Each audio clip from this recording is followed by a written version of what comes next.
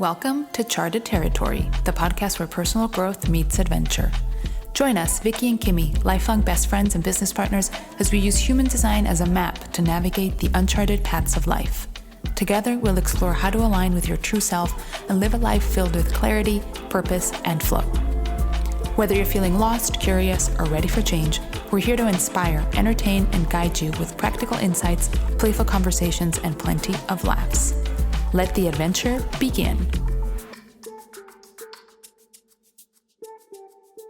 Welcome back to another episode of Charted Territory, a podcast about human design. My name is Kimmy. I'm a 6'2" emotional projector, and I'm joined by Viki, and I'm a 2-4 self-projected projector.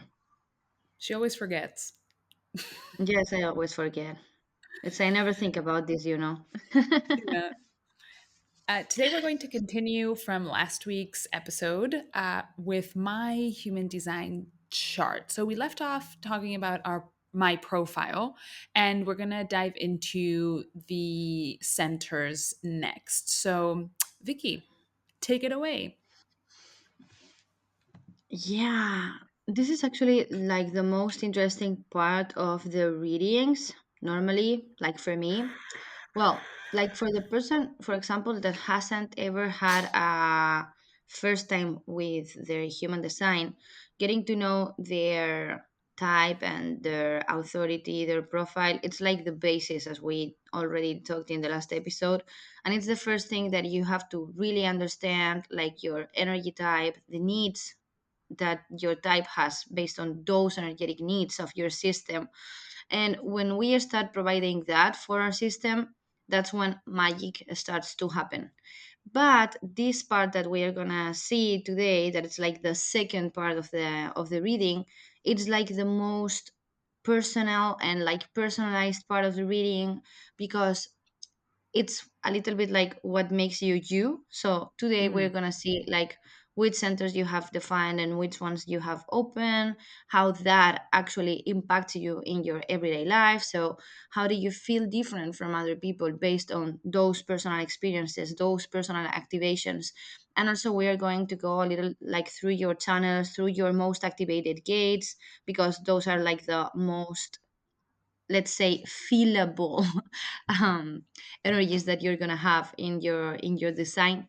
So those are the ones that you're gonna feel or experience the most. And in the end, like a little bit like everything that makes you you. And finally, we will dive a little bit into your variables and how all of those also like kind of impact your design, what's the importance of them, and how you can better operate with those so that you can optimize your system and your energy, be feeling like you're thriving all the time. So that's the thing.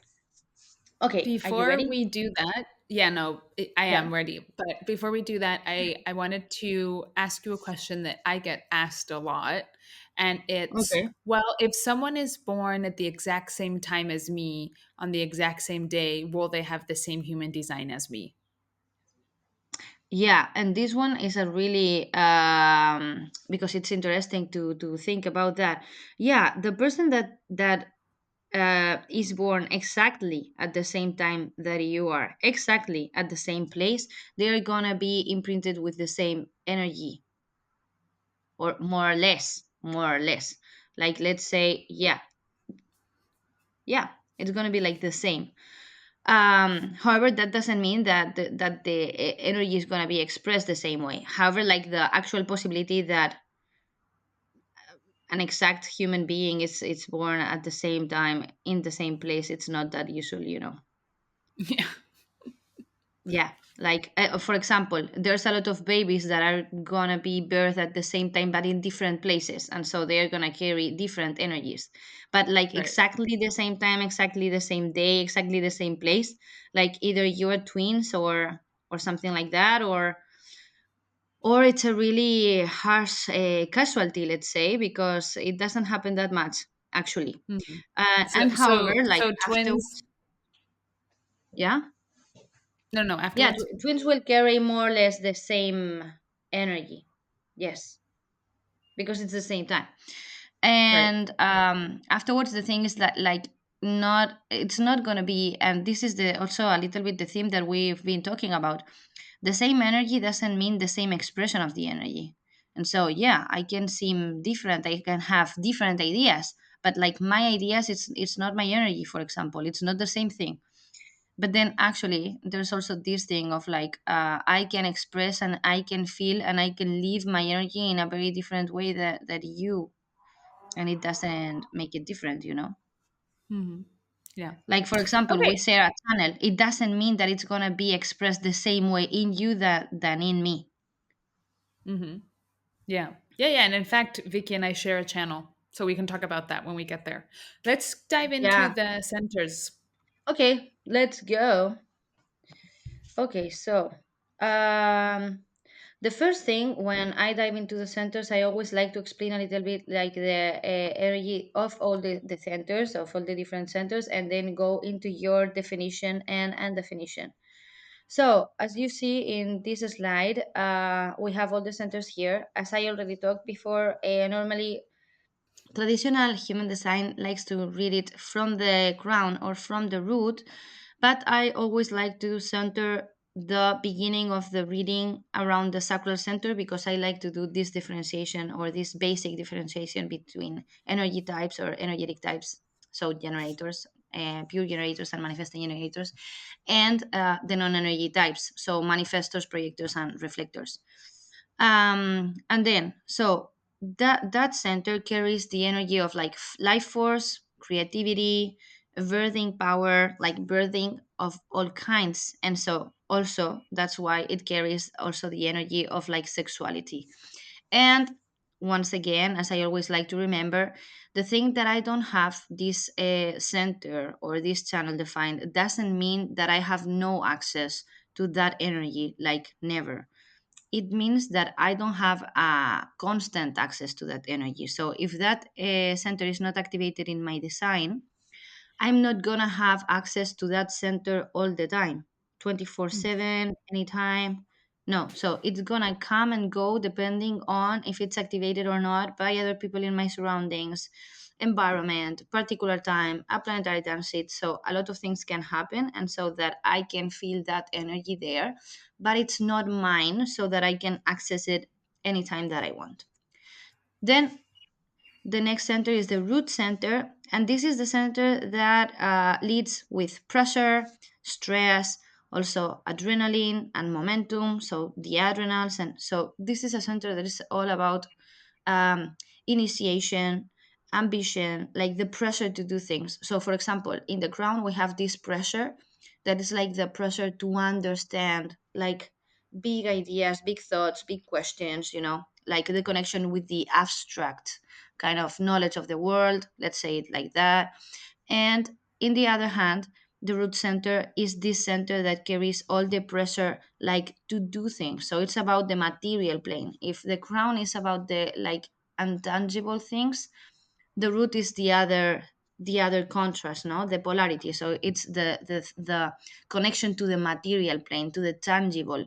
So it's what brings us this connection with earth, you know, and like with a place, so rooted, that's what it means, that comes from the root, it's a little bit like that, you know. So it's also this capacity of dealing with pressure, stress, and all these kind of things too. Any questions, you stop me. Um, no, I'm Then we just have the wondering. skin center.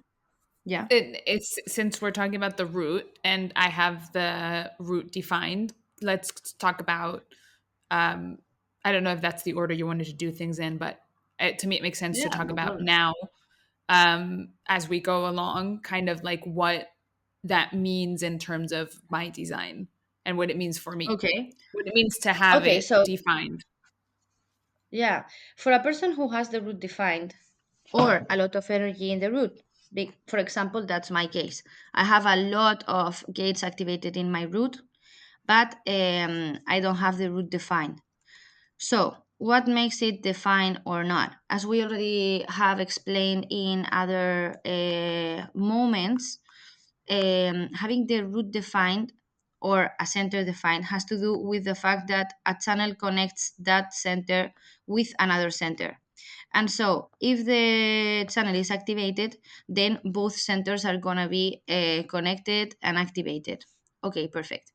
So you can have a lot of energy in the root because you have a lot of gates activated, but then don't have it connected to another center, and so it carries energy, but it's not activated the center. But that's not your particular case. As you can see, you have a lot of energy in the root. You have one, two, three, four, five, six gates out of nine, which are activated in your root, but it's also an activated center because it's connecting to your spleen through the channel 3254, which is the channel of transformation. And then you have the other channel, the 3041, which is the channel of recognition that also connects it to your solar plexus.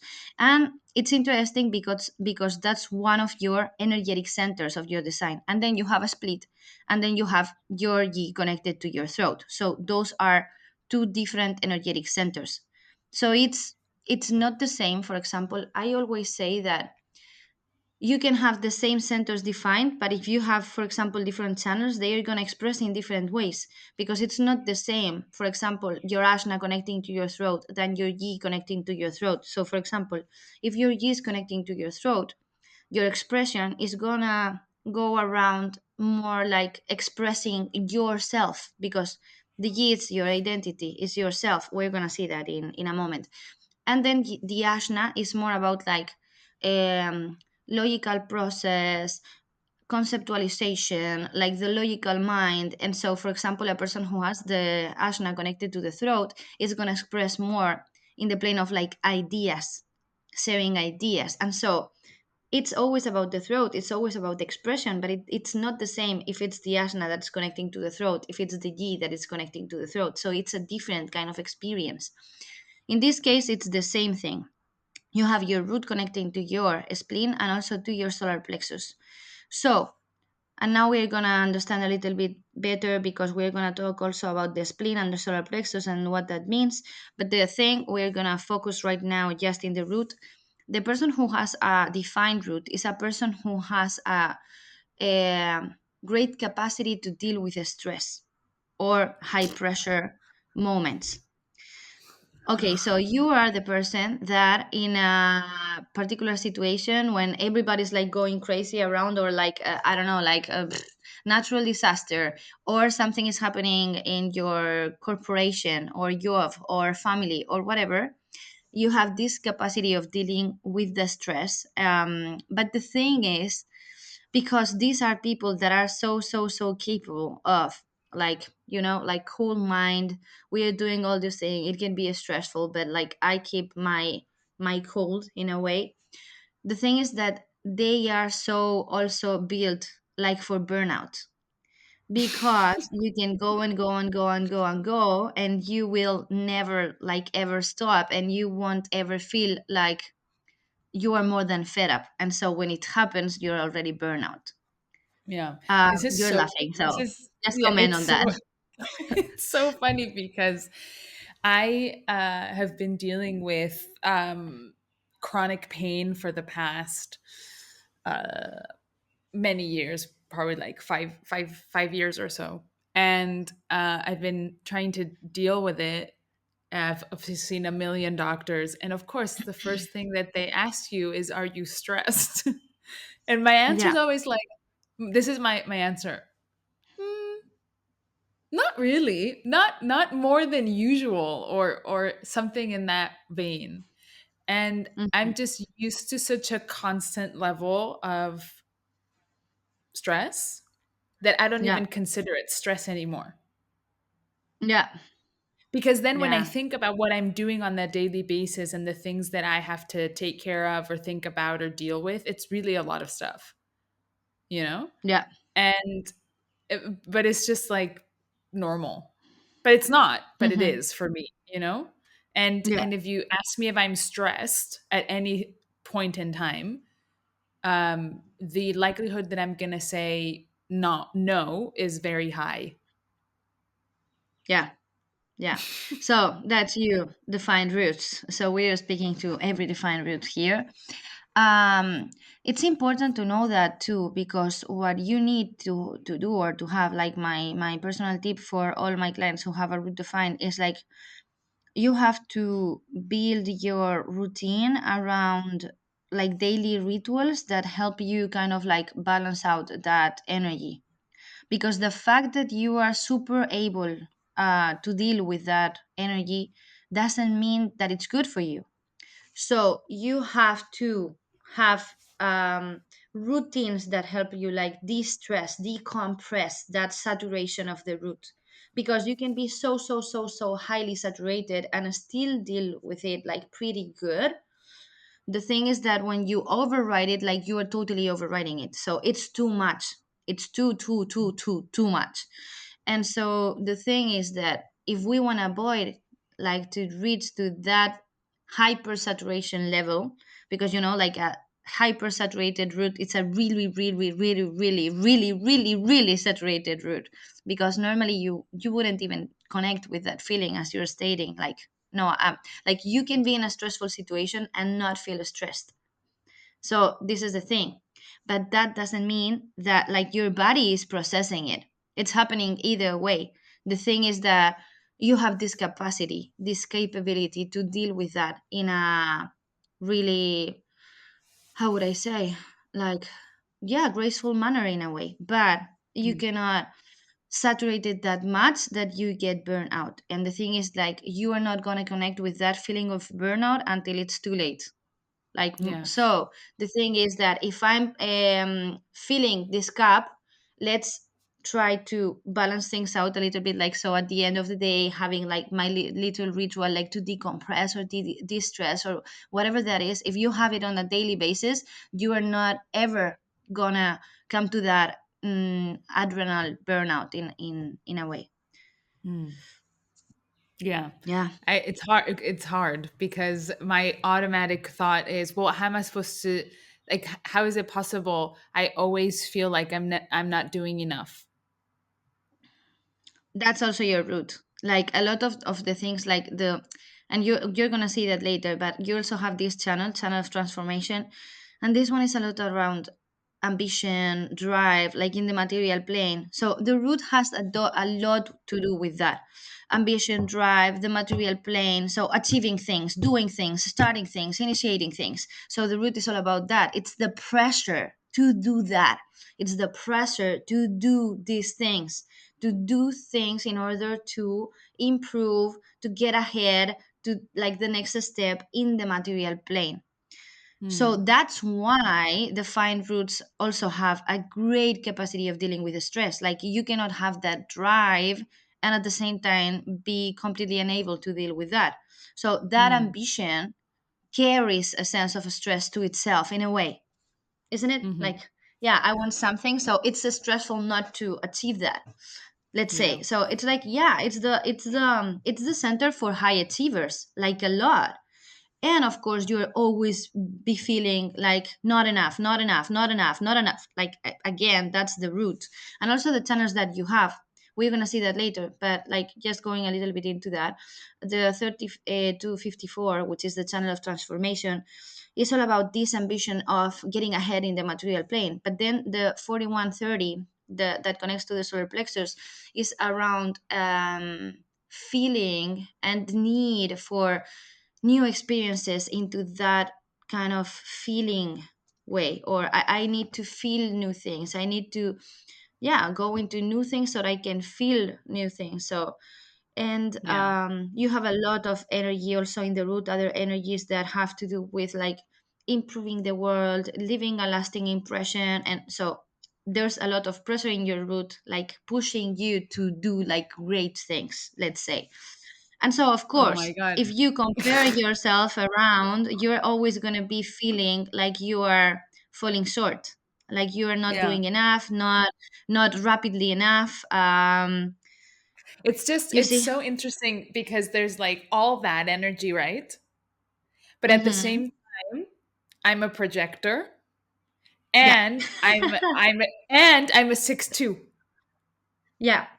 right? So it kind of feels like it cancels each other out in a way And it Yeah, feels like I'm being pushed and pulled in these two different in directions. different Like, directions. yeah, like I have all, because you don't understand the amount of ideas I have on a daily basis of things that I want to do, business Yeah, ideas. yeah, yeah, And not always business ideas, but at the same time I am very driven in that yeah, direction. Like I'm always thinking about what the things that I could do or build or yeah. or or Business, or entrepreneurship. yes, I'm always thinking about that, but it's not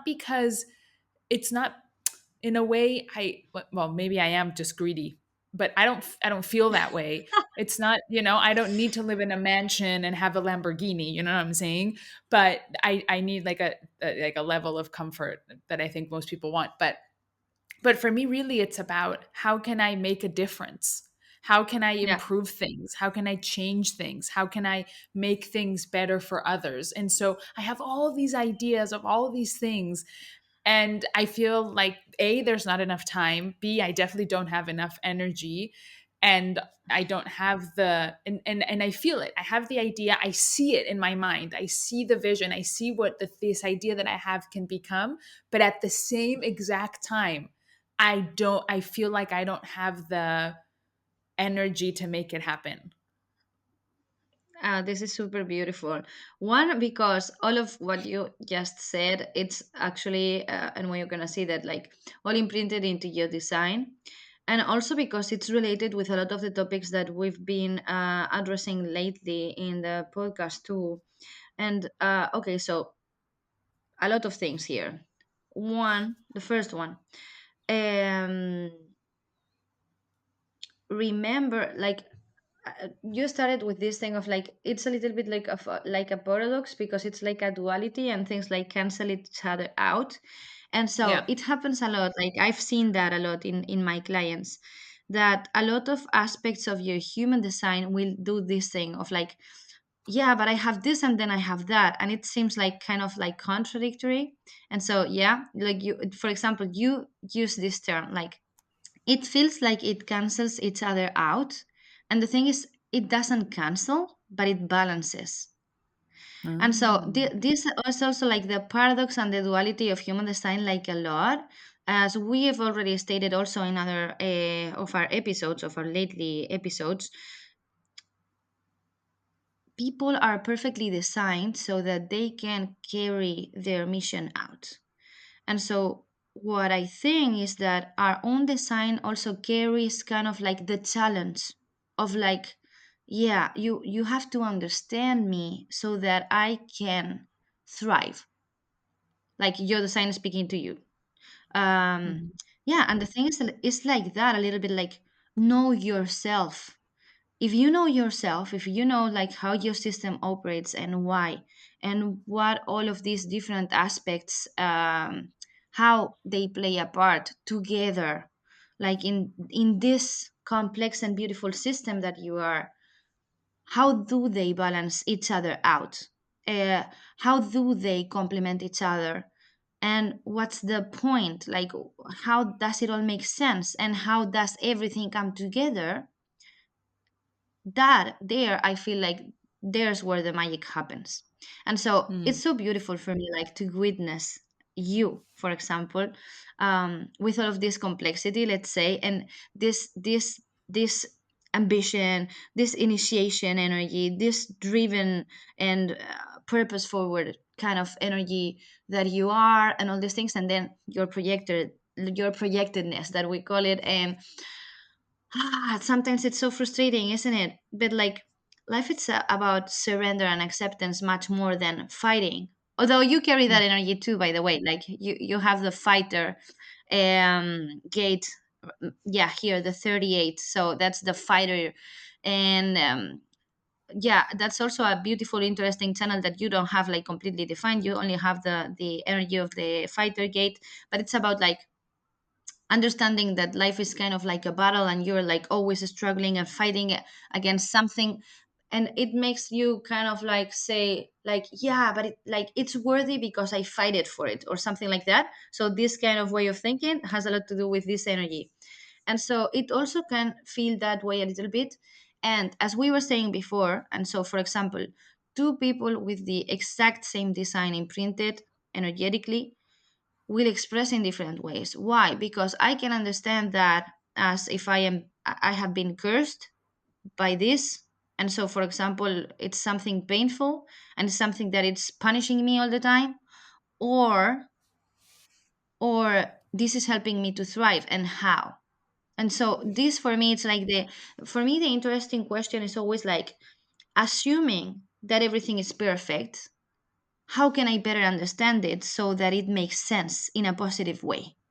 And so I think this one is a really much more interesting question, isn't it? Like, so what's the point of me being designed like this? So why am I given all this um, initiation and ambition and capacity and all these ideas and inspiration that also, by the way, like those come from your open crown.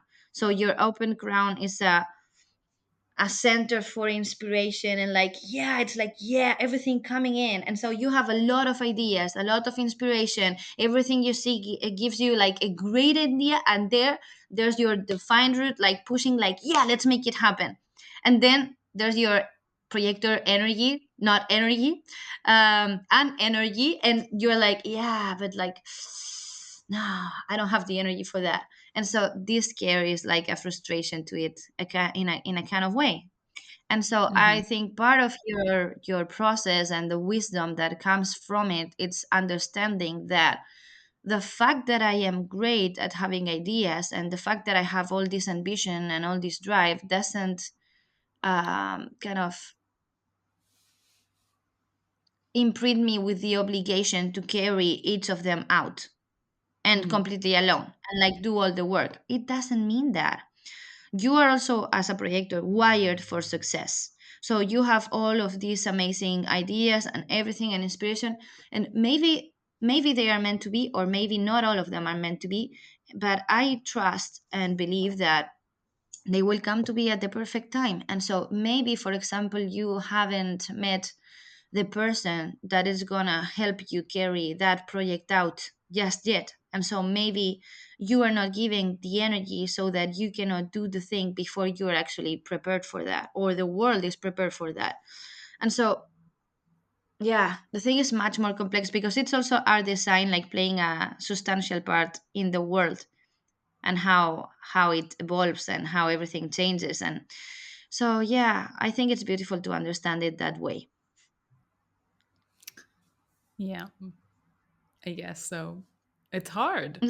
It's Yeah, I think yeah, it's I hard. think it's hard also when it's yourself, right? Because I think on Yeah, the one hand, it's easy, quote unquote, to look at someone else's design and say, "Oh, look, and this and that, and look how this connects," and na na na na.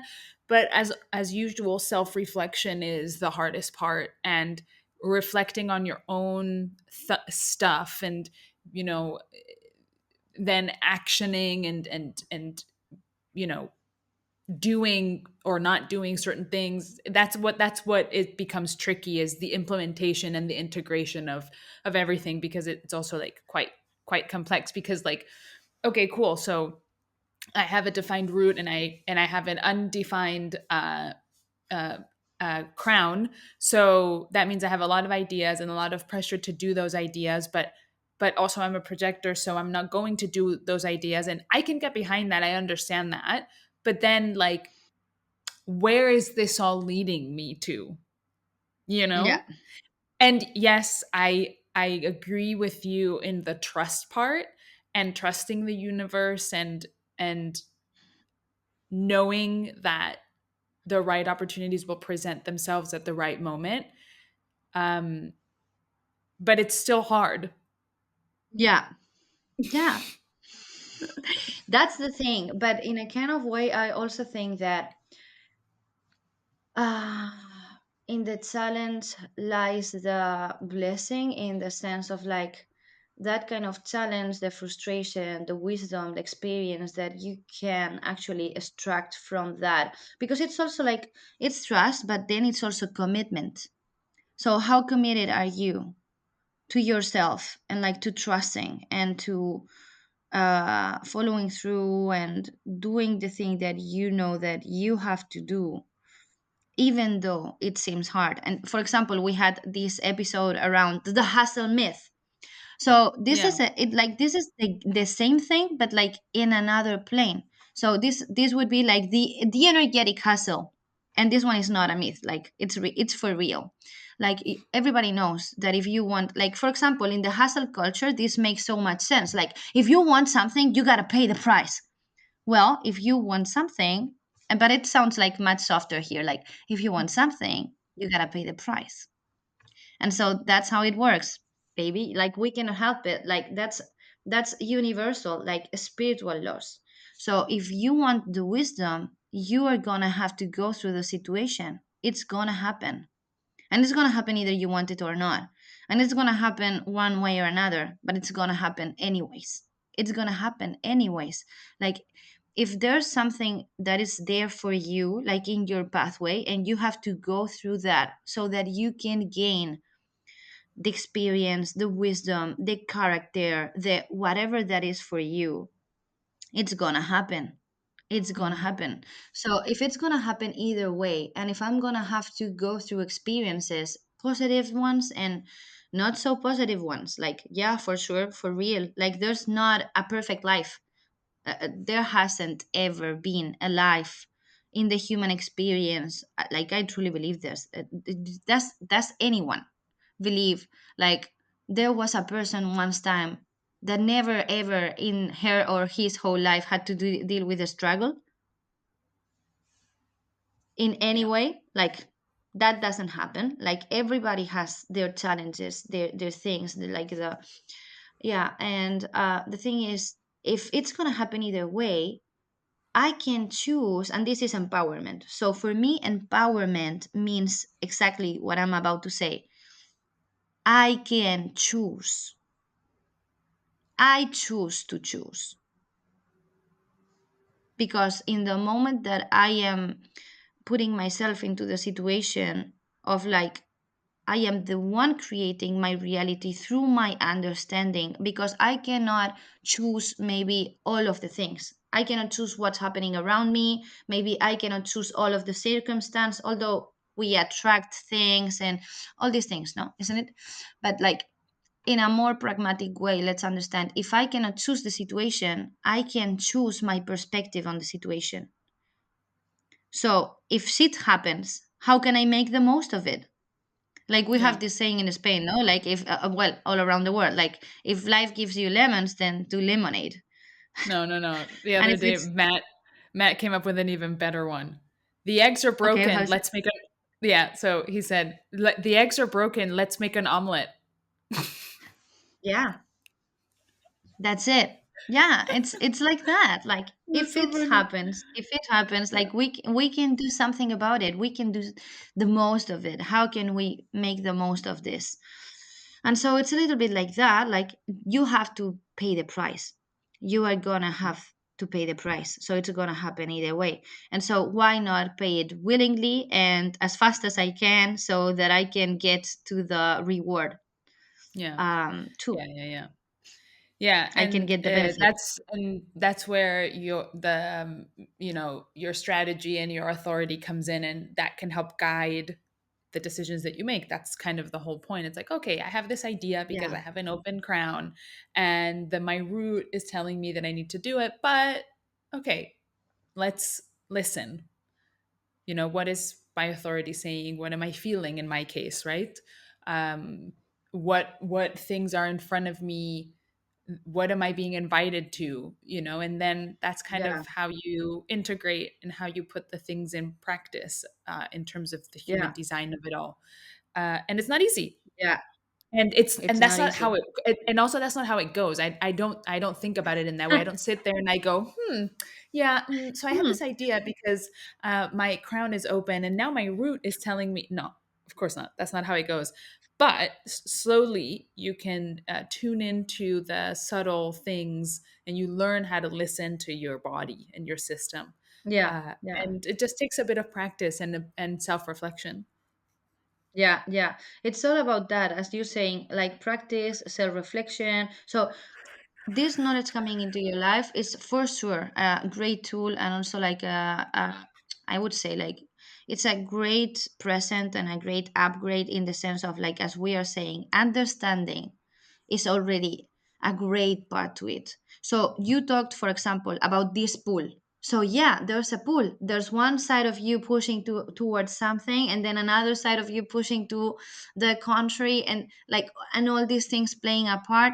And we cannot forget, like, also the mind comes in, like, yeah, and da, da, da, da, da, and telling you things and what you should do. And in the mind there's a lot of voices. So as we always say, it can feel so confusing sometimes, because why do I want one thing and the complete opposite, and what do I really want? And so sometimes we cannot even start or begin to correctly answer those questions for ourselves, and we feel really lost and really confused, and what am I doing, and I'm gonna get everything wrong, or I'm always getting it wrong, or how is it even possible that I cannot make it better, or that I don't achieve the things that I want or that I desire, or I feel like I'm falling behind, or I'm not by any chance near of the things that I desire for my life. So this is a way of, like, for me, human design is a way of, like, hacking the system.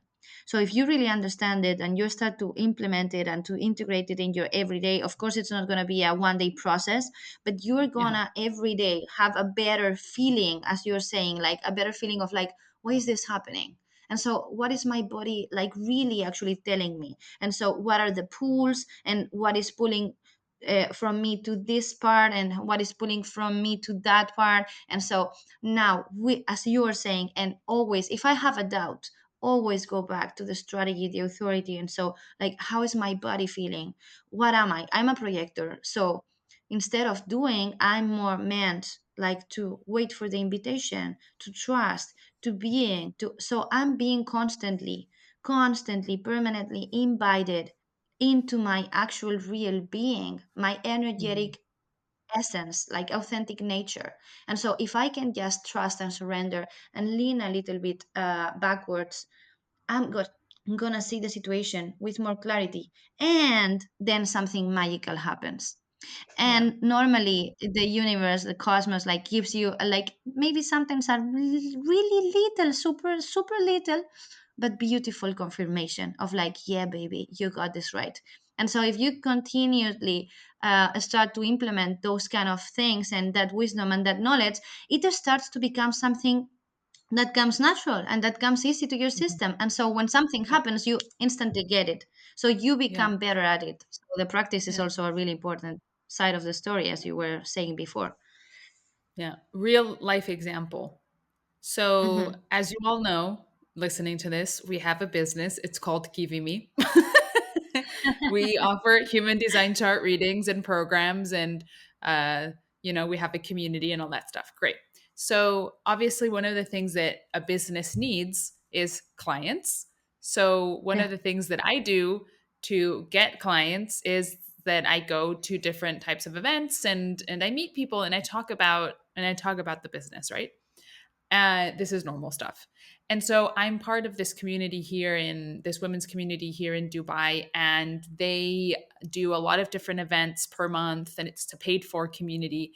And they are very open about offering space to community members to talk about their businesses, or if you have something to offer, talk to them, and they're open, they're excited to share, Hmm. and they want to really create like a really beautiful community and help members thrive, right?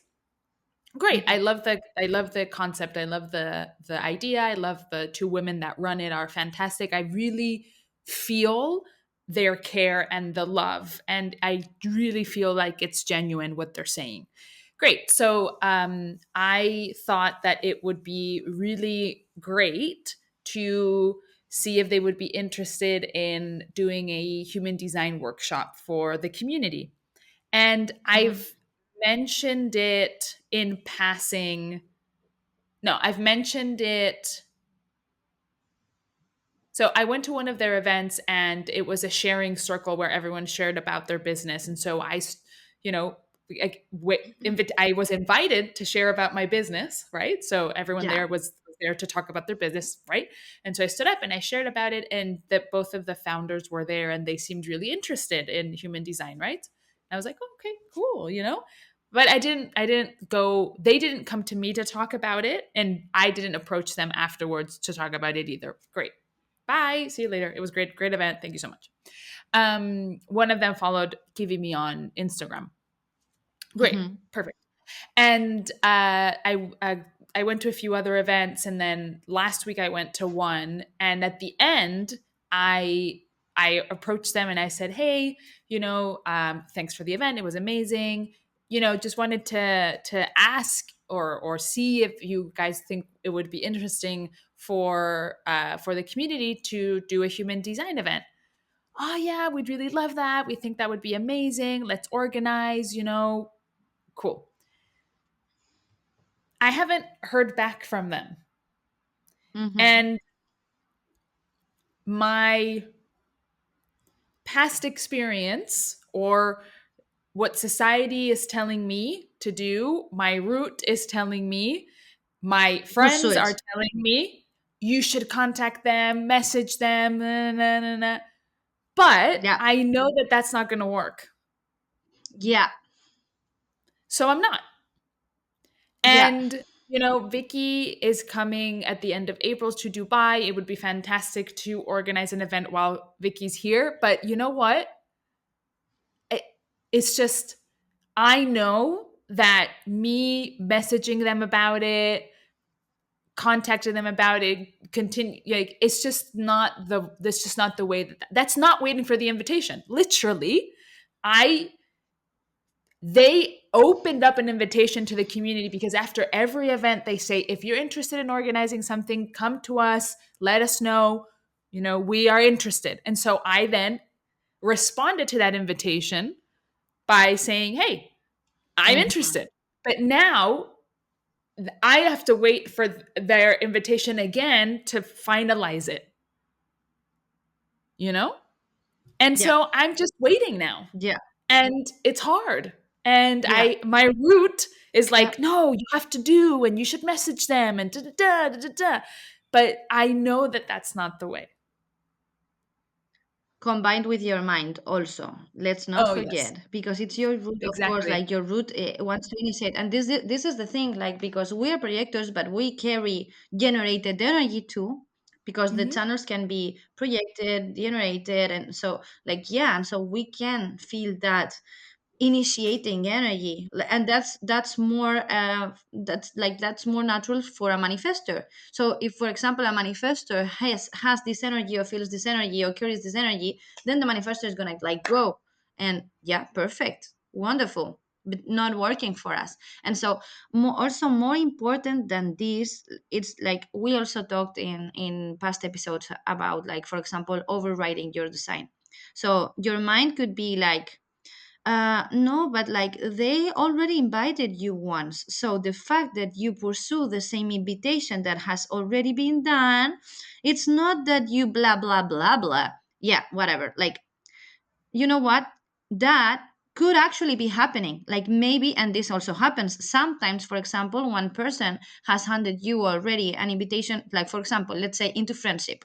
And so I offer my friendship to you once, and it doesn't mean that I have to be like, you know what, Kimmy, today I'm inviting you to be my friend, and you don't need a perpetual invitation every time. So it's not like that, because you're a projector. You don't need a perpetual invitation into everything all the time. But when you Hmm. feel in your system, like, this is like a new step or a next step, and I have to wait for the invitation, like, like your body is telling you that it feels off to come again with the same exact same thing to them. Your body is telling you you have to wait.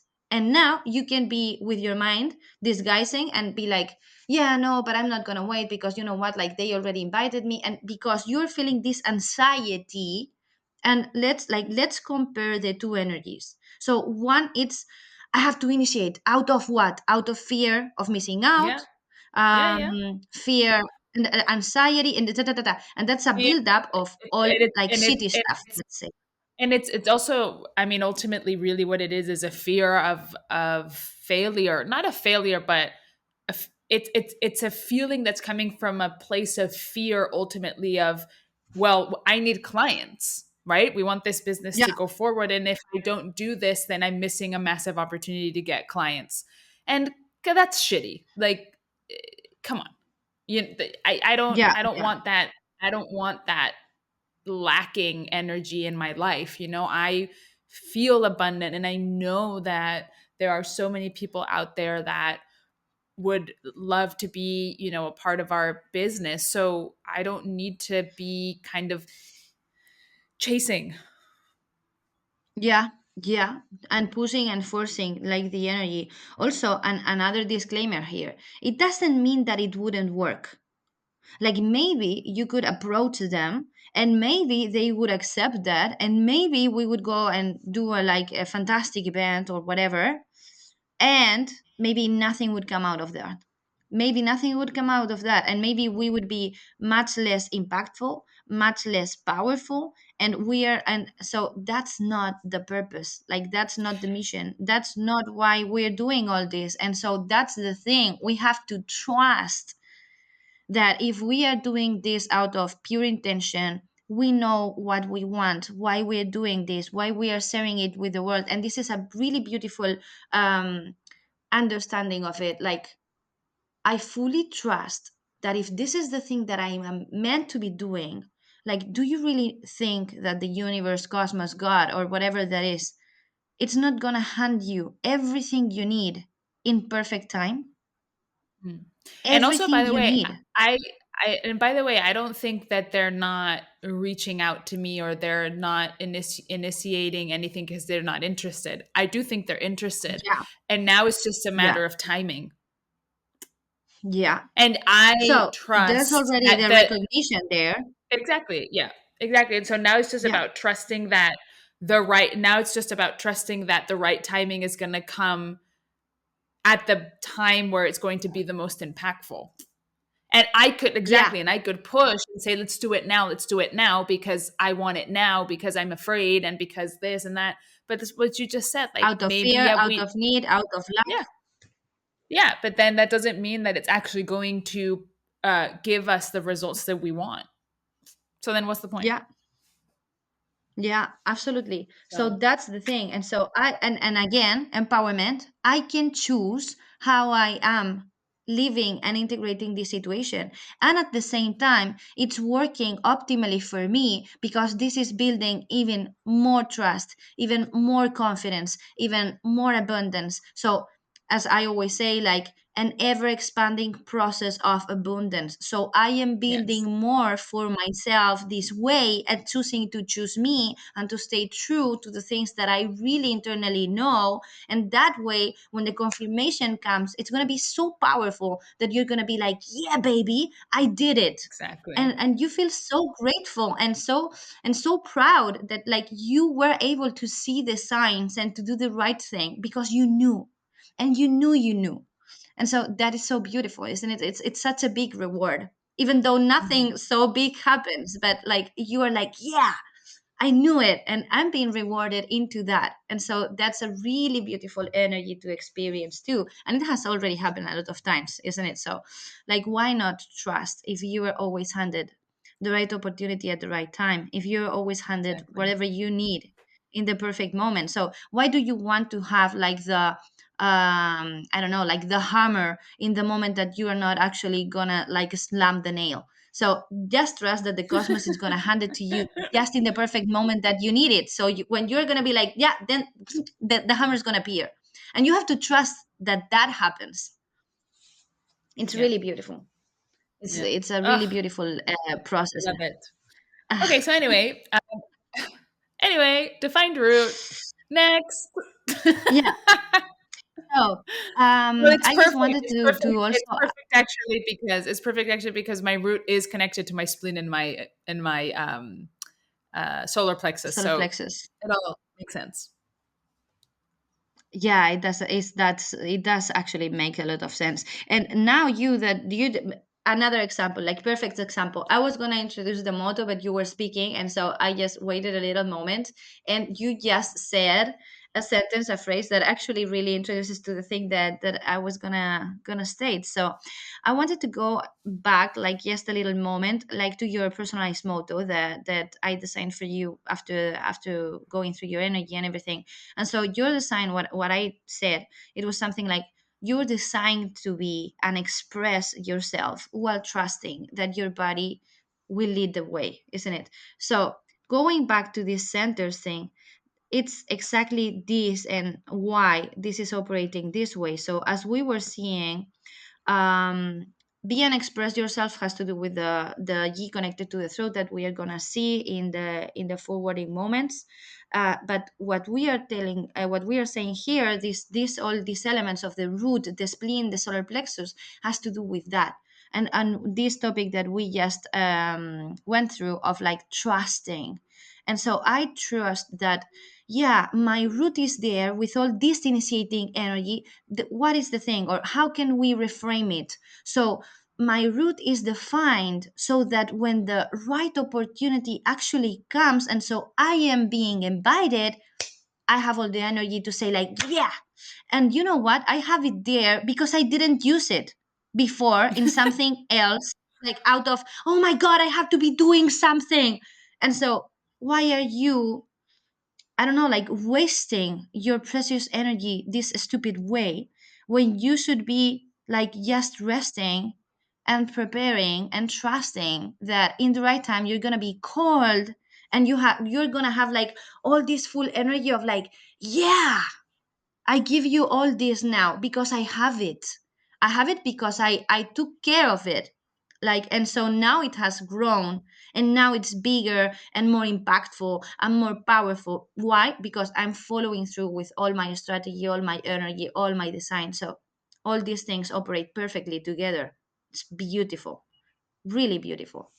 And so that's the thing. So, how I'm going to know when the time comes, that's why it's connected to your solar plexus and also to your spleen. So, your feeling plus your instinct is going to tell you now.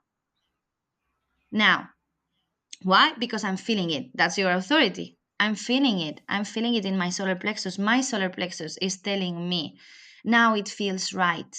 Now it feels right. And we also talked about an example related to this in our last episodes. This thing of We like, did. it doesn't feel right to do this at this particular moment. And so you also have to trust that if now I am deciding this and I am choosing me and my strategy, my energetic authenticity over other things in the particular moment, I have to trust that I'm going to be rewarded because I did the thing that was actually right for me.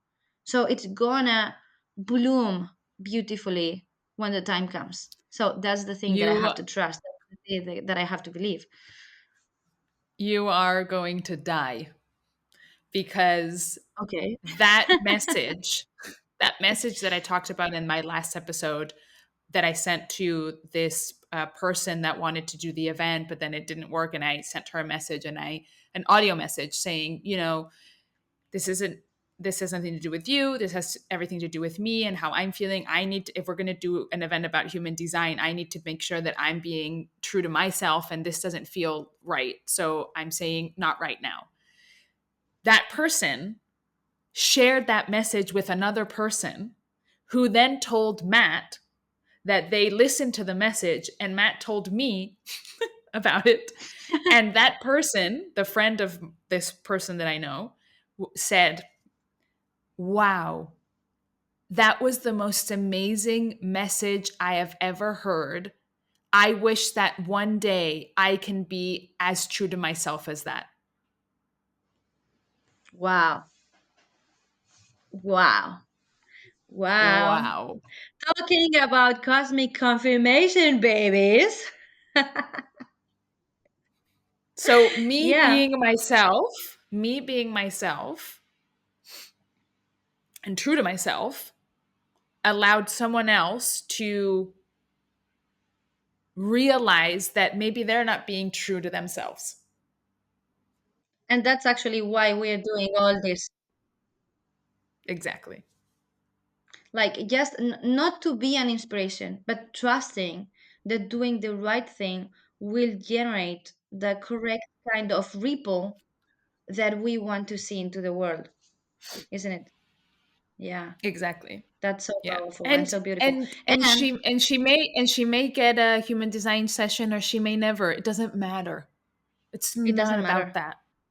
No, it's not about that. And it doesn't matter. But again, imagine, and this can happen too. Like, this can also become, for example, business decision. Like, I want to work with that people. And maybe that's, let's say, for example, let's imagine it can be a gigantic corporation and be like, you know what? I want that.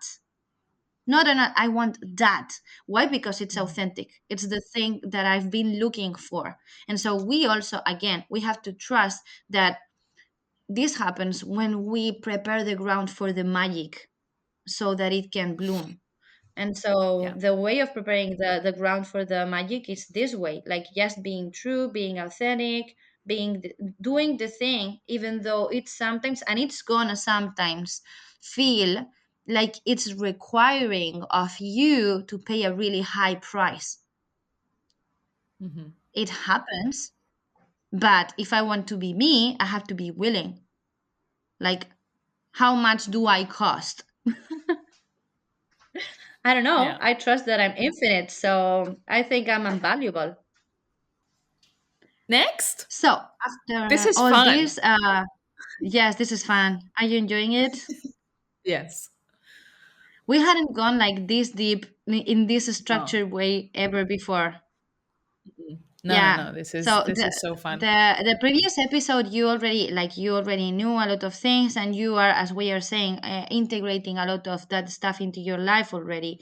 And so yeah, it was just a little bit like more for the audience, and like a little bit like recalling all the aspects and explaining a little bit. So like a kind of introduction. But today, this session, it's like more like to you, like more tailored, more you, and like into depth. And we have already gone through some of the aspects like here and there, but we haven't gone like full on everything, and how Yeah. does everything integrate and like complement each other. So it's really really nice.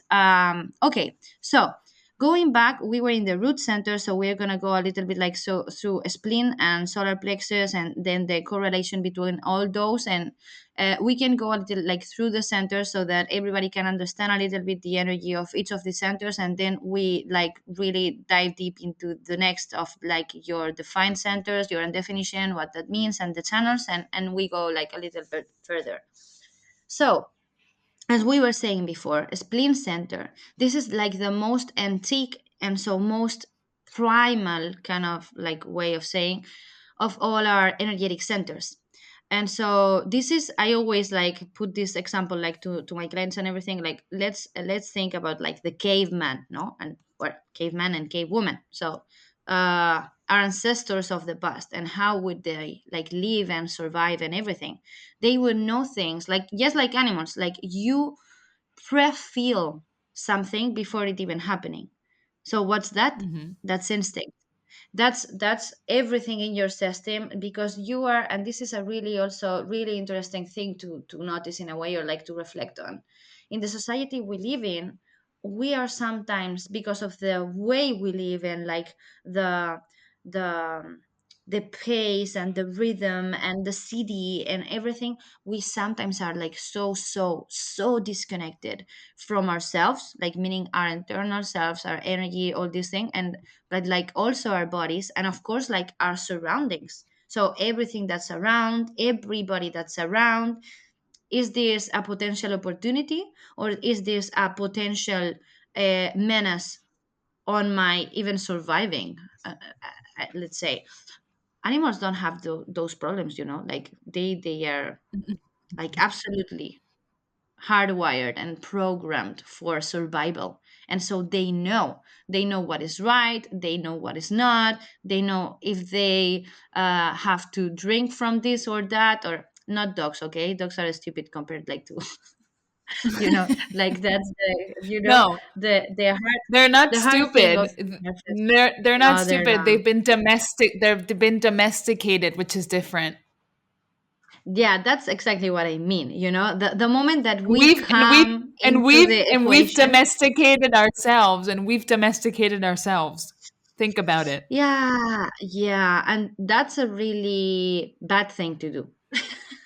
As we can see, because why would a dog eat something that potentially would kill him just because he's into the human space, because a wolf wouldn't ever do that. And that doesn't mean that, for example, a wild animal cannot have or cannot like make um a bad decision for its survival. Yeah, it can happen, but it's also like out of survival. So I don't know, like maybe you eat your leg out in order to come out of a trap, and after you are gonna die because of infection, but you will wanna die anyways, you see. So it's something of like, yeah, there's like tough decisions that have to be made into the wild space. So yeah, of course, Yeah. like our way of living, it's comfortable and everything. So as we were saying before, it's not that I'm trying to diminish the benefits of the space we live in, but again, and being a projector all about systems and efficiency, why not make the most of it? So let's bring together the best of one thing and the other, so that I can see what is actually not working properly in our system, and what was not working properly also, like for example, into the wild. There are also things that don't operate optimally into the wild, like, I don't know, I love warm water, let's say. I have a hot thirst environment in my human design, so I love warm weather, and so that's nice, of course. And I wouldn't prefer like to live into the wild and have to, I don't know, go into a lake, 0 degrees. I don't know. That doesn't feel like something really nice to do. But the thing is, we can have the best of both worlds, but we have to integrate them properly, and so that's the thing. So go back to spleen again. Spleen is all about instinct. It's all about intuition, but it's also all about primal fears, and of course also immune system. Okay, so what about primal fears? This has to do with that fear of survival, or that survival fear, that primal survival fear. And so fears can be exacerbated by the spleen, and so that's a point to be careful about. We're gonna head into that when we see your defined spleen. So we are not gonna talk about this right now, but I will explain this thing of the fears in a moment. And also, you have a really good feeling of like your own immune system, and a lot of times also others, and of course like more intensely with the loved ones. So you're gonna know, like for example, if you're a mother, if your kid is about like to get a cold or something like that. Also, for example, you're gonna be like just about to leave home, maybe it's a perfectly beautiful warm and hot and sunny day, and you're like, you know what, I'm gonna bring a jacket.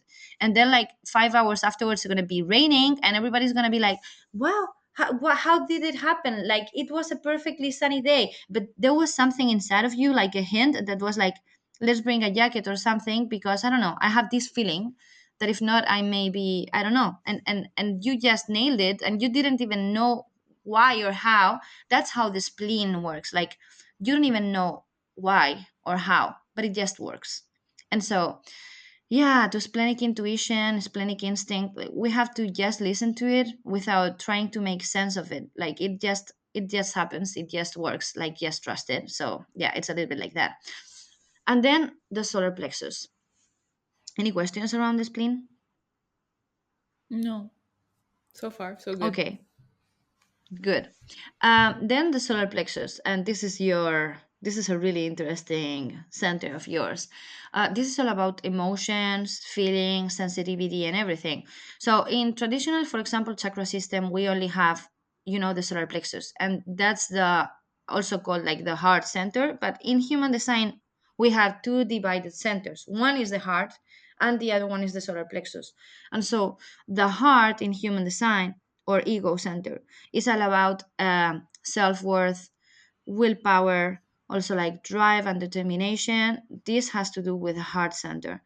And then the solar plexus, although in traditional chakra system we call it the heart, and it's traditionally, or yeah, typically related, no, like the heart with the emotions. we have to distinguish or do this distinction into human design. So heart is one thing, and then we have the solar plexus. And so solar plexus is the center of emotions, feelings, our sensitivity. And so that's why it's one a motor, because it makes us move. It's one of the energies that moves the other energies into the system. And it's also an awareness center. And what's an awareness center? An awareness center is a center that gives us information about the world that is around us. And so you get that information into the form of feelings or emotions. And so, what do I feel about a person, about an environment, about a situation, about that opportunity? What do I feel? So, that's a great question to ask if you have an emotional authority, so a solar What's plexus the defined. what's the difference between emotions and gut feelings? You Okay, know? that's a really interesting. In Yeah, yeah, terms, yeah, it's because you were saying the spleen center is about instinct and solar yeah. plexus is about emotion, and for someone who has an emotional authority, it's important to think about how you feel. But is that the same or different than your gut instinct? It's really interesting that you do this. It's not, again, it's not casual that particularly you, are doing that question, because you have your spleen and your solar plexus connected through your root too. So that's why for you, this thing of like gut feeling and feeling what's the difference, because for you there's a connection. So you can have a gut feeling and that can provoke a feeling. So in your case it's really interrelated because you have both defined and they are connected. For another person it could be like totally clear. So, for example, let's say a solar plexus defined, but without a spleen defined, they wouldn't even ever think about the instinct part of it. Like, yeah, okay, yeah, my feeling. And it has nothing to do with my gut feeling. Like, that's not even a point. It's not even in my mind. It is for you because they are connected. So, in your particular case, a lot of times, a gut feeling, your instinct, is gonna provoke like an emotional reaction to that gut feeling. And so in your particular case, this process is connected. And so that's why you are making this question of like, how do I differentiate? Now I'm gonna state the difference, however. Like for you, it's not so different. Well, it's different things, but they are hand in hand in your particular experience, not for other people. Also, and let's state, you are asking this question this way because for you instinct has to do with gut feeling. This is a term that we use, but for example a person with sacral authority or sacral center defined would feel it another way, because gut feeling is not the same as instinct. It's different things. So, and let's think about the term. What's actually a gut feeling? A gut feeling comes from like here, so it's in your gut, and it has to do with your sacral. And so, actual gut feeling comes from the sacral, and it's this it's this distinction between this knowing that comes from the sacral center, and that's the gut feeling. It's visceral. It comes from your body. It comes from the, like, how would you call it? Like, yeah, the downside part of your body. And then spleen is not like that. Let's make this distinction. So, how does it feel for a splenic intuition?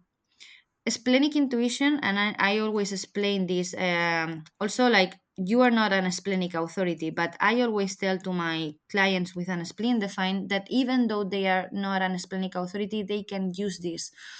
But the splenic authority, for example, operates in a way like it's a really fast and subtle kind of hint that comes and goes. So I always say that splenic intuition has to do like with it's like a shooting star. It's really fast. It goes like that. And so it's something that crosses your mind and you're suddenly being like, I don't know, like impacted with something like this is right or this is not right. Or I like this person or I don't like it. Or I don't like this environment. Or I don't like this house. Or so it's really, it's something that comes, hits you, and then leaves, and you're like, "What the? Mhm. What? What? What happened?" You know. Now, if you try to make sense of it with your rational mind, the most of the times you're gonna just discard it. And that's a really bad thing to do with your intuition. Because, and I always say this, the more you listen to it, the louder it gets. But it also operates the other way. So the less you listen to it, the more subtle it becomes. And so it's really difficult to discern or to listen to it when you are constantly pushing it away, or like blocking it with other things and pushing in the mind. And yeah, so intuition and instinct come in that particular way, that it's like really shocking, really impacting, and really fast, like comes and goes, and then it's like there is your information, now you can take it or leave it. So it's something like that. It's a little bit like yeah, yeah, it's like a cruel lover. Like it comes and it's like, here I am. Now you get me or you leave me. And you're like, okay, okay, that sounds a little bit extreme. But that's how things operate in the spleen. Everything is a little bit extreme. And so in your particular case, then this super fast thing that comes and impacts you can leave a lasting emotional impression. So you are kind of like ruminating, but on the feeling spectrum of ruminating around that. So it was like, yeah, like for example, let's say you are, I don't know, like changing places and you are going here and there and seeing different apartments. And so you went into one and you had like this really bad feeling, and so let's say your partner loved it and you're like, no, no, no, no. And you're having like this feeling, and then the feeling starts to build up onto that instinctual hint, but you don't know why, but it just doesn't feel right. And so that's a kind of example of how the process could work into you. Does it make sense? Is it relatable? Yeah. Yes, Yeah. it's happened to me many times. Yeah. Good. That indicates that everything is operating optimally. So that's how it should feel, like it's a perfect example of how it feels. Hmm? Questions, insights, Ah, no. realizations, anything? No, no, Okay. no. Okay, let's continue then. So for another person, for example, who hasn't got a spleen defined, it's all about just the feeling, or maybe that person has a sacral, and then they get these gut feelings or visceral things that come from the body, and they are also related to the solar plexus or not. So yeah. Then we have the heart or ego center, as we were talking before, and that's the center about like willpower, also drive. We also talked about driving the root, but this is the drive that kind of like, it's the in the root would be like the initial drive, and then we would have like the long-term drive. This would be the one of the heart. So this one is the drive that has to do with the commitment of like, I said I'm doing it, I'm doing it. So that's the heart. So it's about all. We are saying like, yes, this determination, this willpower, this capacity of following through with what you stated, what you said you would do, your commitment or whatever that is. And it has to do a lot also with self-worth. So I know my value, I know who I am, I know what I'm worthy of and for and everything. Then we have the identity center or G center also, and that's the center like for love. And it's always said like that, like love. Yeah, but love is a feeling. Yeah, like, but when we talk about love in the G center, it's more like about universal love, or also not only love. I like to call it also like passion. So it's love for things. It's love for life. It's love in a more universal kind of way or of understanding it. It's also like love of like, like partner love, family love, friendship love. But it's all kinds of love. So it's passion. It's this love of like being alive and having experience and this kind of experience. So that it's that kind of love. So love and passion of life and like for life and everything. And it's also about direction. So the sense of direction of my life, and not also my life but like humankind. It's also about identity, so my sense of self, like how do I feel, like who I am, like who I am and who I am into this world, isn't it? And then, so purpose, so it's everything related. As you see, it's a little bit like, yeah, it's like a lot of like our internal compass in a way, especially for the defined these centers. We are gonna feel a lot like we have a sense of ourselves that tell us who we are and where we are heading in life. For an undefined self, of course, it's a different kind of experience, but we will talk about that in another opportunity. And then the throat center, which is all about expression, of course, no, like the throat expression, communication, and also like action and transformation. So this is really interesting because it's not only about expressing. So all the pressure that we saw before that comes from the crown and from the root, it's seeking for a place where it can be, like liberated. Yeah, and so that's the throat. When the throat expresses that energy, that pressure that comes from the crown and from the root, it goes through your throat and comes into the world. And so it comes into the world for what? Like for transforming, for transformation, for creation. So also like all the sacral power comes through your throat and then expresses into the world, and so it transforms the world, and we can birth beautiful things, and like do this like creative process, all these things. So it's wonderful. And so the throat center is also the center for manifestation. So it has, that's exactly why a manifestor is a manifestor. A manifestor is a manifestor when it has a motor center connected to the throat. And so that gives them this amazing power of manifesting things into the world. And so how do we manifest things into the world? Through our expression. Through an expression is a lot of things. It's not only like verbal or communication. So it's not all about language also, but like you can express through dancing, through playing an instrument, Hmm. music, I don't know, any kind of self-expression, like how you dress up, or like all these things. So there are a lot of ways that you can express how you're feeling, who you are, what you think into the world. So there's a lot of things that you can express. And so it's about expression and manifestation through that. But also, and this is a really important tip, this happens like for everybody, but particularly for defined throats, it's really, really, really important to be really precise and really careful with our words.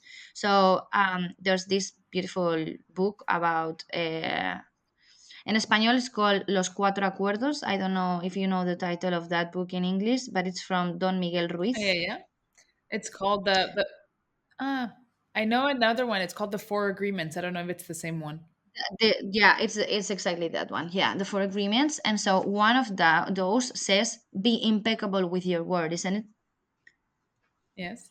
This one is particularly important for defined throats. So, for example, how do I talk about myself? How's my inner voice talking to me? Like my also my inner narrative. So, what kind of a story I am telling me about life, about myself, about my relation with others? Because we don't realize how much power we have, like through the stories that we tell ourselves. And this is important for everyone, but this is particularly important for defined throats, and particularly important saying it out loud.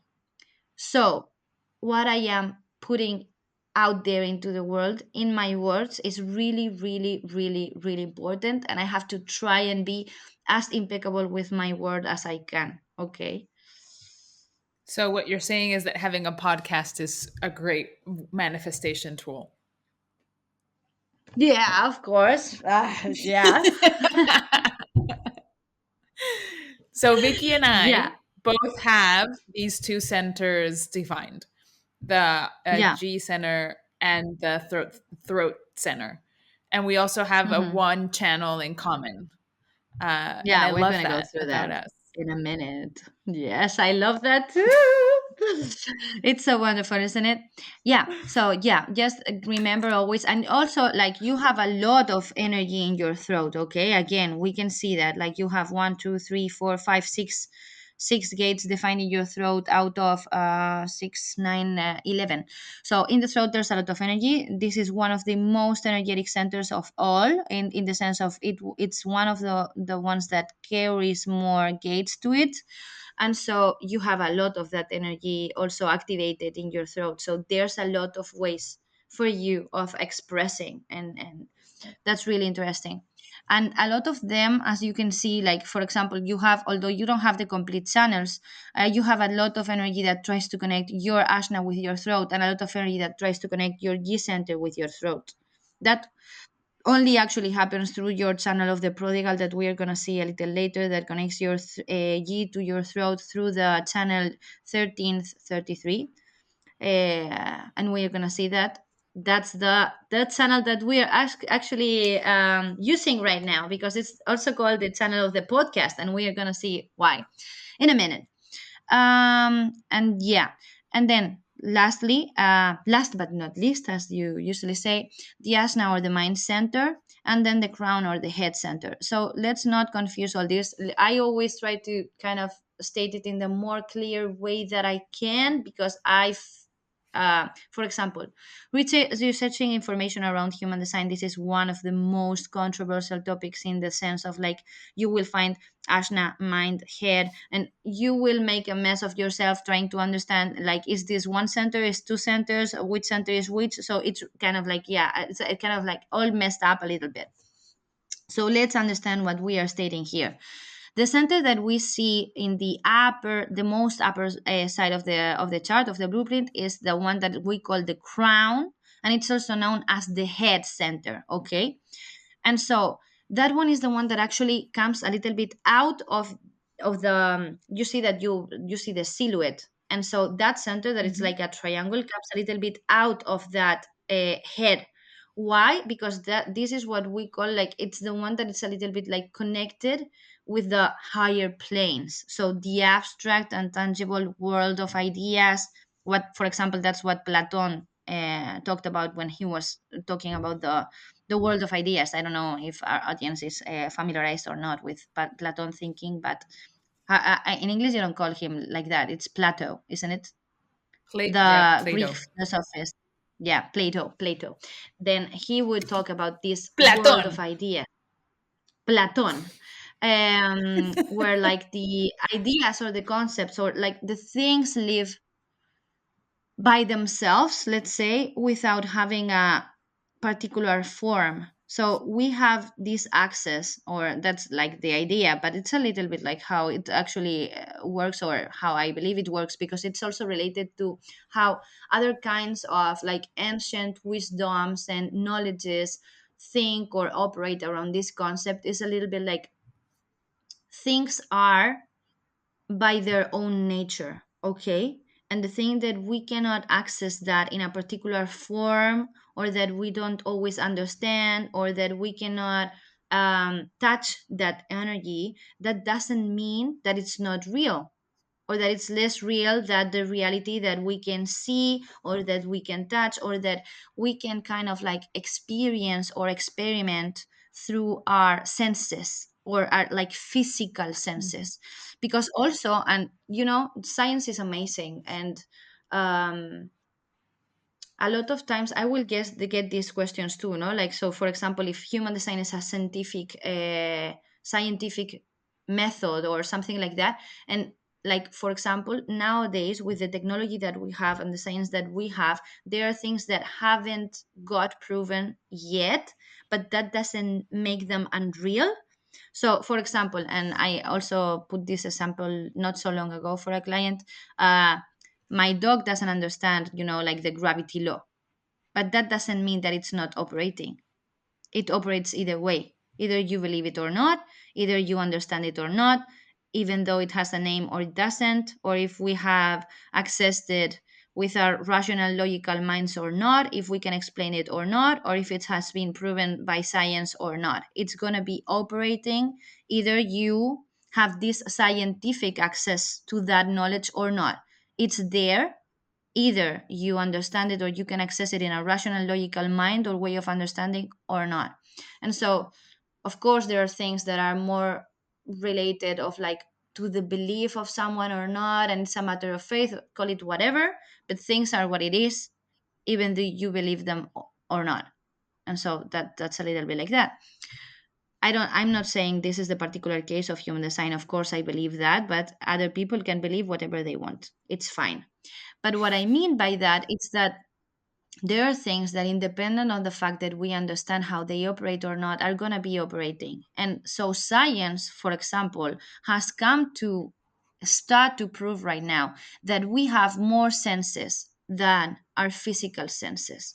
And so we have, like neuroscience, it's kind of proving that already, that there are going to be areas in our brains that are activated the same way that our physical senses activate those areas, but like in different kind of ways. So science is starting to prove that we have more senses than just our physical senses, so we can actually have a feeling, a taste that it's untangible, of things around us, of our surroundings.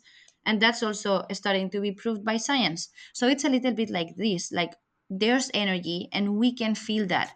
And so, why not try to connect with those energies so that we can better understand and have a better perception and more accurate perception of the world we live in? Because in the world that we live, there's tangible and material things, but not only.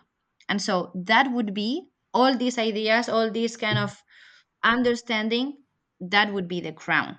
That's what it means. And it has this access of that, also what we call like the inner wisdom is the thing that connects you to your inner knowing. Either you can explain it or understand it or put it into words or not. It's a kind of like understanding that goes beyond the process of rationalization or logical mind thinking. Okay, so that would be the crown.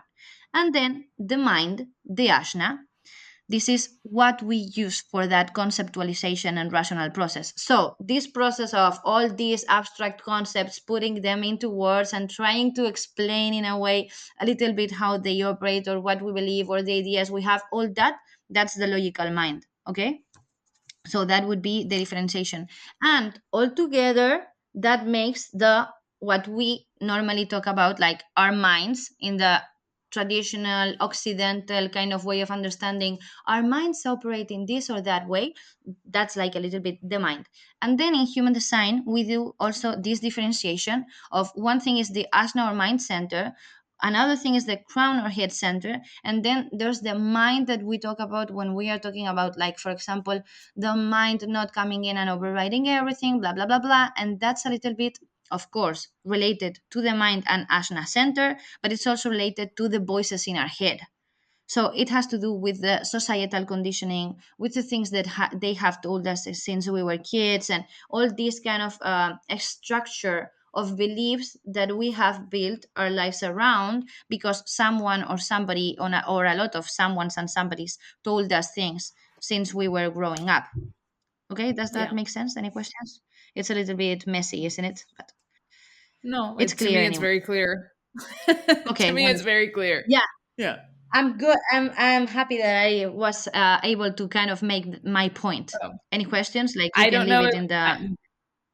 yeah, I don't know if other people found it clear, but I understand this very well. So if you don't understand, please let us know and we can try to explain it better. Yeah, I hope I did it good enough. Anyways, okay. So now diving deeper into your centers and connections and everything, we already went to that connection between your root, your spleen, and your solar plexus. Also in the spleen, I wanted to state this, and we are gonna go through this right now. I don't know if it happens to you, but a lot of my splenic clients ask me, so what do I do about fear? Of course, and again, I do this disclaimer a lot, but like I love it. There's no high or low frequencies energies, as they like to call them. Like not like, for example, I don't like that terminology in my world. So Hot again, take. yeah, sorry. Hot take. Ah, yeah, hot take there. Yeah, because this is the typical thing, and I haven't even like I have even seen a lot of diagrams like of high frequency energies, low frequency vibes, and it's like, oh my god, yeah. So if I'm feeling anger right now, I'm like the worst being ever. And so it doesn't seem fair for me. I don't like that, so I just don't buy it. Yeah, of course, like I get the overall point of like trying not to live in anger or fear like 24/7. Yeah, okay, right. Like we can see that. Of course that I'm going to feel better if I'm living 24/7, or like, also this doesn't happen. Okay, disclaimer, you cannot live 24/7 in the same energy all the time, and unless you are, I don't know, like maybe the Dalai Lama, or you are already transcending into another way of expansion and being. And so we are living a human experience, and we are going to have like human experiences and feelings, and that's normal. And so, wonderful, bienvenue, welcome. And so I always say that emotions are indicators. And so when sometimes we are feeling these low frequency or low vibration energies, or call them whatever you want, like I don't mind if you call it that way. If you want to understand yourself and make your point, it's perfectly okay. I don't mind it. But just remember, like for your self talk, we were talking before about being impeccable with your words. So how can I say, like how can I build this narrative of like there's high frequency and low frequency energies, and then I am like, I'm feeling anger, of course I'm gonna reject it. I'm gonna try to get rid of it. I'm not gonna be willing to surrender and to accept it and to be feeling it, like. And so for me it's really much more interesting to ask myself, what is this showing me? And again, how do I transform this feeling? So let's say it's a low frequency feeling. If I am grateful for my anger because it's a messenger that is carrying an important message for me, I'm gonna integrate it into my life in a really much more beautiful and optimal way. This is my belief, okay? I don't wanna make a point here. Like, you can either buy it or not, depending on the fact that it resonates with you or not. But if what I'm saying makes sense to you and feels good to you and natural to you, like just know that you can believe whatever you want and not base your beliefs in what feels good or right to other people. Like if this kind of belief or way of thinking makes much more sense to you, like just integrate it into your life. So the thing is, I am grateful for everything that I get to experience in my human experience, even though it sometimes doesn't feel so good. I am grateful anyways, because it's showing me things. It's providing me with more wisdom, more experience, the capability to empathize with another one in the future. I don't know, but I'm already grateful whatever comes my way because I know it's serving me. And this again is my belief. And I can decide, I can choose empowerment, please. And so I can choose how am I gonna be living and integrating this experience into my life. So what is this anger showing me? What is this sadness showing me? This is a really much more interesting question to ask myself. That's what I believe. And so that's why I try to do. So for splenic beings, it happens a lot that you struggle with this connection with fear because your spleen gives you a lot of like fear hints, let's say. And so in this world where we are always being bombarded, I have heard a lot of like, yeah, get rid of fear. Disclaimer here for splenic beings, not gonna happen. Like you're gonna experience fear like a lot, like a lot. And so the important or key here is like to learn to discern those fears. So I've established this kind of differentiation between three main types of fears that you're gonna experience as an splenic being. So the first one is the one that we wanna be feeling because it's what I call the anticipatory fear, and this is a good one. So it's a fear that it's going to be giving you a hint that this thing may carry something interesting, exciting, beautiful, powerful, or transforming into your life. for you. And this is a fear that feels a little bit, or I like to do this comparison of, like, for example, like extreme experiences, like I'm about to bungee jumping or something like that, and so I'm really excited about it, but at the same time I'm like in fear, and so I'm like like, yeah, I'm coming into fear, and like I'm gonna jump, but I don't want to jump, but I want to jump. And in a way, like, your body is pulling you towards that thing, but at the same time, you, like, this fear is building up inside of you, like, oh my god, like, am I really gonna do that? But like, you're gonna do that. And that's the anticipatory fear, and that's a good one. Like, normally this one is giving you a hint of there's something really big for you into that person, into that situation, into that opportunity, into that thing. Okay, so that's one of those.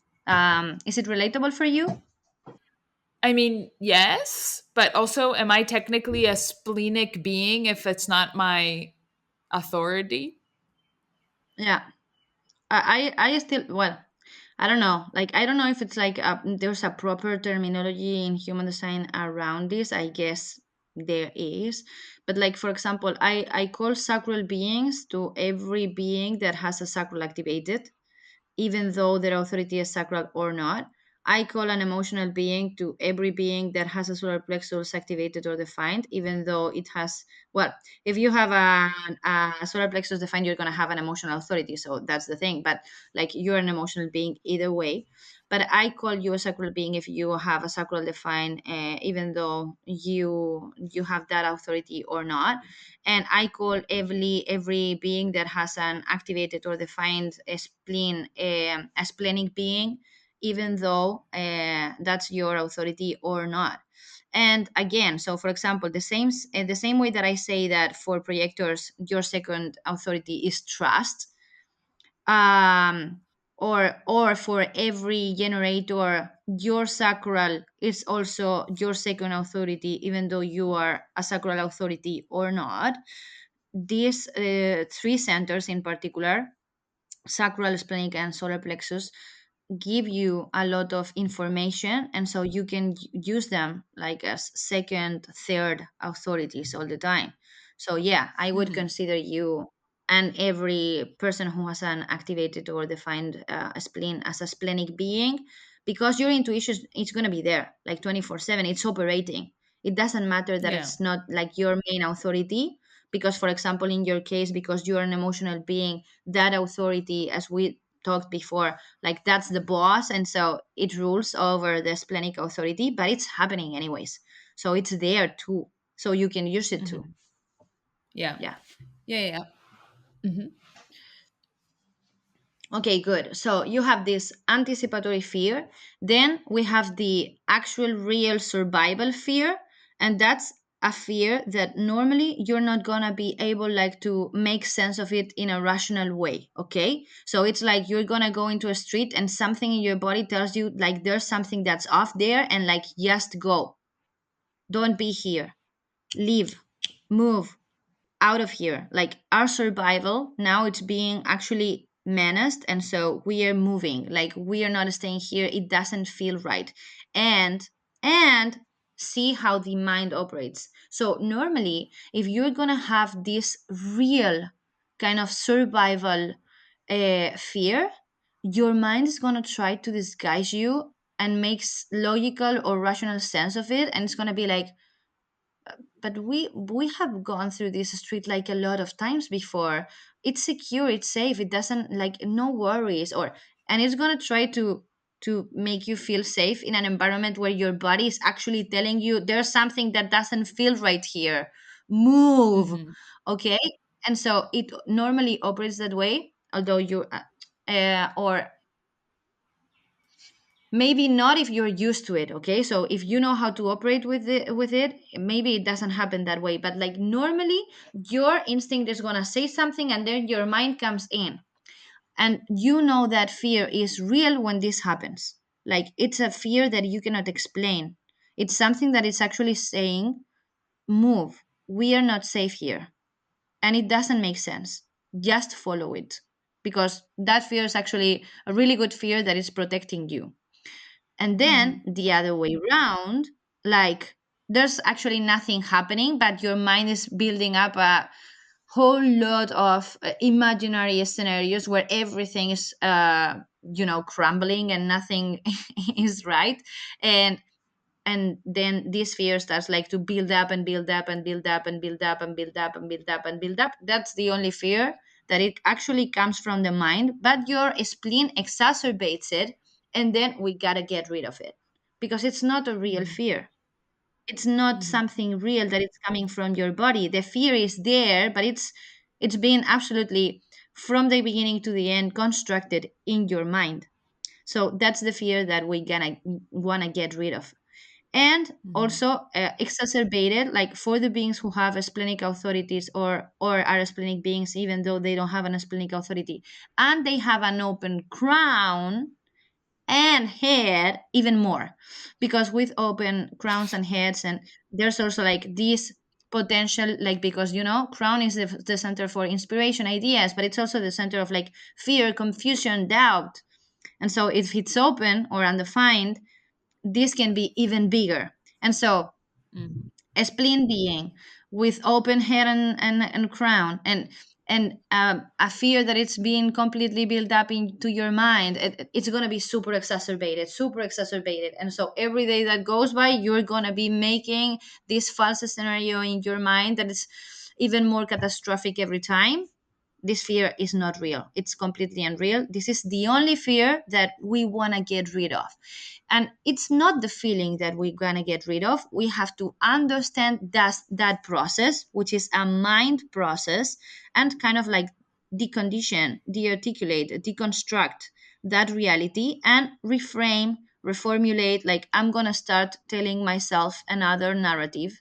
Again, empowerment. I'm choosing to give myself an alternative that constructs or builds up onto that fear, so that I'm going to start to feel like secure.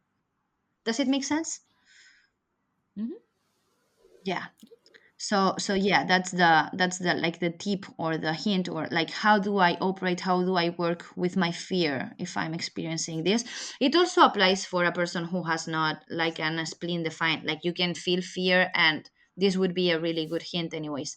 But like, yeah, we know that we are constructing fears in our minds when we are inventing a story of everything that could go wrong. Mhm. uh, that's our imagination operating in a Yeah. really distorted way. Yeah. But for splenic beings, listening to the other fear cues can be really, really, really helping. Like, it's going to give you Mhm. really good hints in life if you are Yeah. connecting to those fear hints, let's say.